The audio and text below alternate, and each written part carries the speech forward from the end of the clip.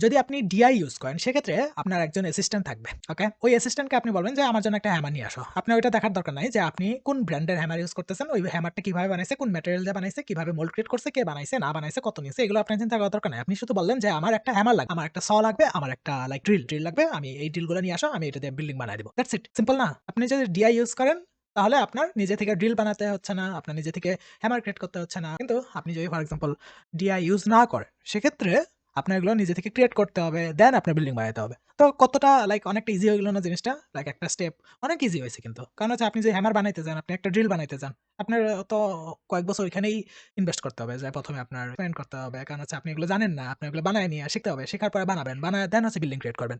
কিন্তু আপনি যখন ডিআই ইউজ করতেছেন এগুলো আপনার বানাইতে হচ্ছে না। আপনি একজন অ্যাসিস্ট্যান্টকে বলতেছেন যে, "তুমি এগুলো আমার জন্য নিয়ে আসো। তুমি তোমার মতো এগুলো খুঁজে নিয়ে আসবা। আমার শুধু এগুলো লাগবে। আমি এগুলো আমার বিল্ডিং বানানোর কাজে আমি ইউজ করব। আমার ওগুলো দেখার দরকার নাই। ওগুলো কিভাবে বানায়, কে বানায়, ওকে? এগুলো আমার দেখার দরকার নাই।"